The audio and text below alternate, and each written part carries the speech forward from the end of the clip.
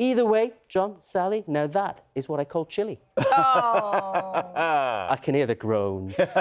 I know what's coming next. Across the country. Matt refers to this because 40 years ago today, 28th of November, 1983, the first Now That's What I Call Music album was released. Oh, yes. Brought by you? I was number 3. Never got the first one. I think it's the first one, OK. First song on that first album. Oh, but look. You can't hurry, guys. Yeah, they're mine. They are actually your nows. My nows from back in the day. I couldn't find 3 You've or 6. kept them all?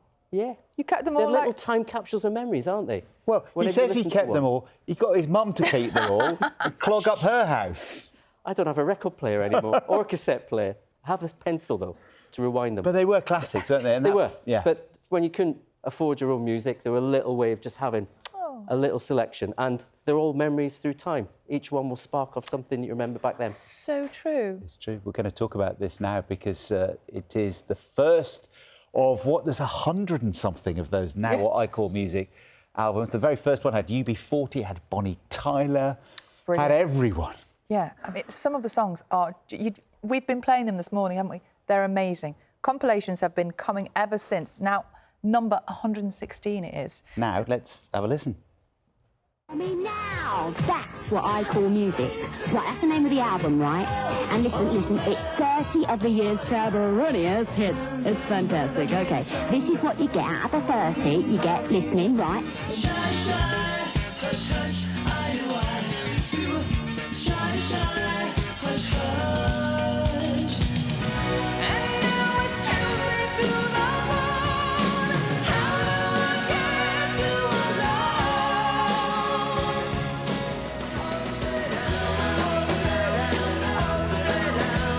Sit down next to me.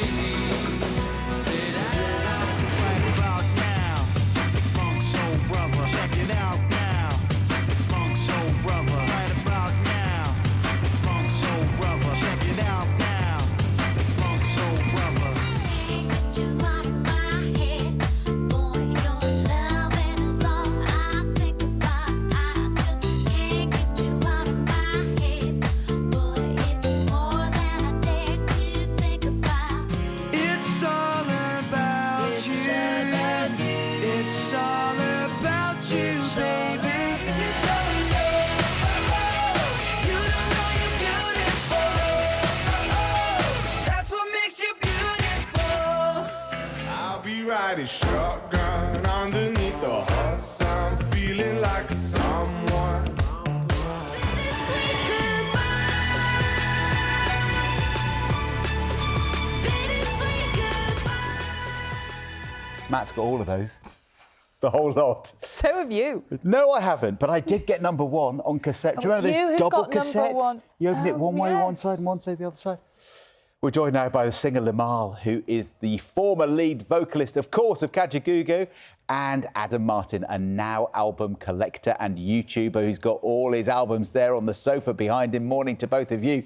Limahl, you were on that very first Now That's What I Call Music as a solo artist and with Kajagoogoo. Yeah, so we got 2 bites of the cherry. And I think for EMI Records, of course, that was great for them. You know, there was a collaboration between the 2 major labels who came up with this this project. And it was a perfect way to get your music to maybe not your usual dedicated audience. In a way, it would be like being added to a playlist today that has a big following. Do you see what I'm saying? Yeah. And did you realise at the time that there would then be another one and another one, and that they would then just keep going? No, because I've got the CD here. Oh. It doesn't have number 1 on it. It's Now That's What I Call Music. That's it. No numbers. So I think they were hoping, obviously. Yeah, and the rest is music history. Adam, have you got the first one? You must have multiple copies of the first one. I do have the first one, yes. I've got it right here for you on vinyl. So Here's the first one. It's even got its original price sticker. I think they sold for £6.45. So God knows how much that is nowadays. But I mean, it's part of the appeal, isn't it? I mean, you get all the artists involved in the letters there, and just some of the tracks on here stack up so well, as you mentioned, like Phil Collins, Duran Duran, UB40, Limahl, of course, himself, Kajagoogoo. It's a solid first album to kick off the whole series. So, Adam, what made you want to start to collect them? What got you so interested and kept you interested all this time? Well, I think anyone in the last 40 years always remembers their first Now album. And mine is actually this one, Now 70, which I got at Christmas 2008. I was 12 years old. You're so young, Adam. You're so young. I know. For anyone who's been following Now since 1983, I do apologize, but this is my first Now. And for me, this had all the tracks of like that summer. It was, and as mentioned, it was such a way when you didn't have much disposable income as a kid to really get a good selection of, the current chart hits at the time, long before streaming was accessible. And I think for me, I was always a collector, even since being really small. My parents can attest to that for my sins. And I think because this was a numbered thing, I thought, right, this is 70. That means there's 69 more that I don't have. And now I've got to go and find them. So then over the next 15 years, I gradually built up this collection. Some of them are behind me, as you can see. It's not all of them, but I have managed in some format or another to get all 116 of the main numbered Nows. But then they've gone into a whole territory of spin-offs, which I think is great. I mean, it's obviously fantastic to have the current chart music, but they've divulged into all sorts: power ballads, reggae, classical music. Like the list is endless.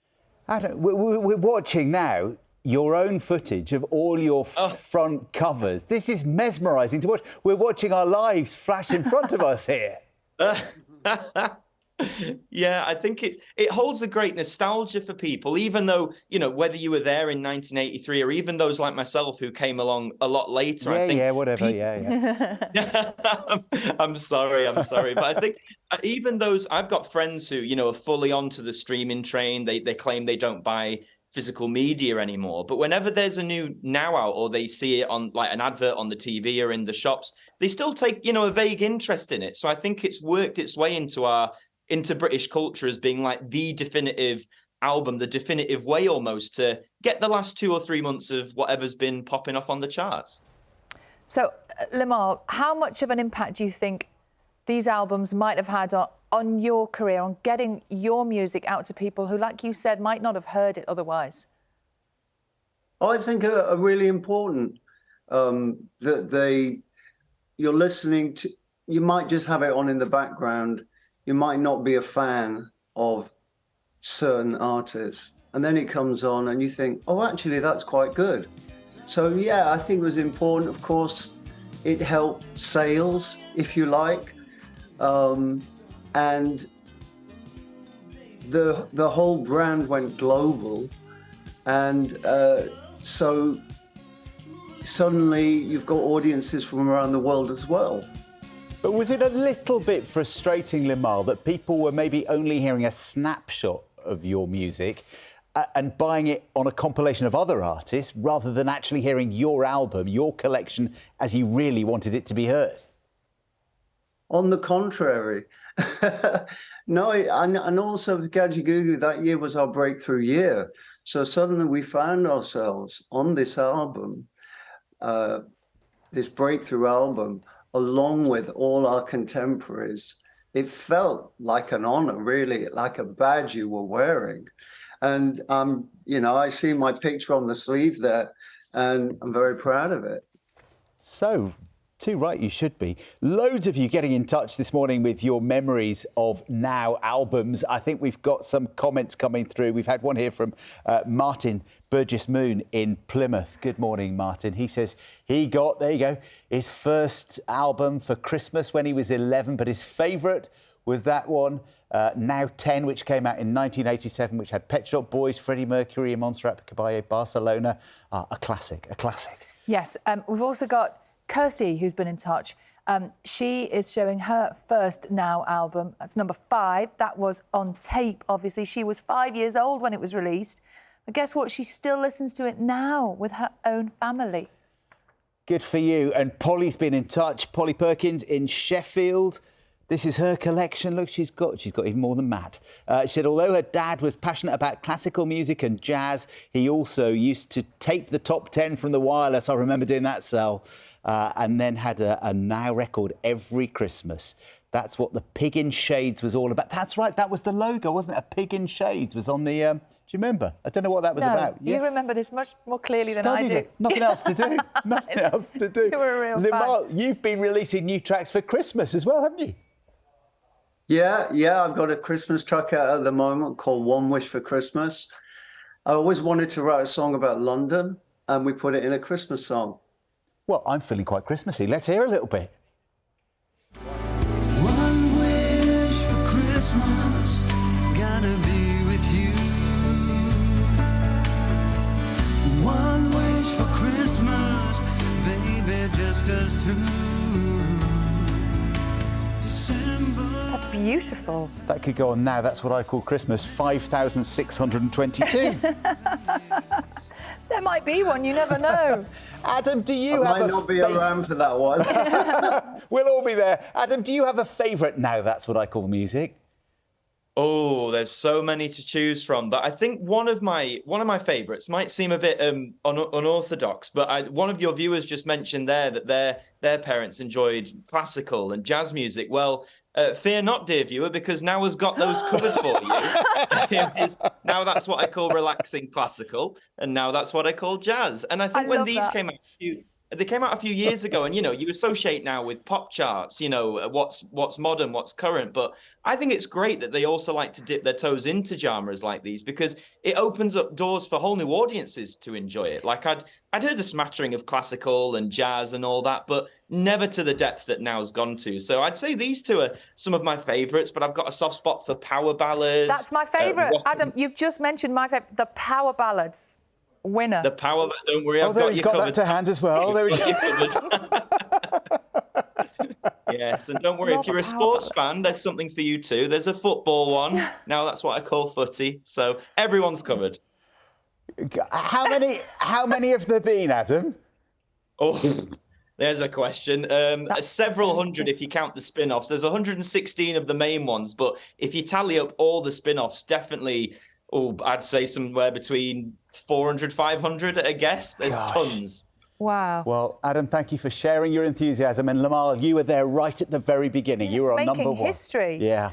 And good luck with the Christmas song, Limahl. It's great to talk to you. And Adam, thank you. Great to see you both. Keep that collection going. I think you will. I think you will. I don't think you need to be encouraged.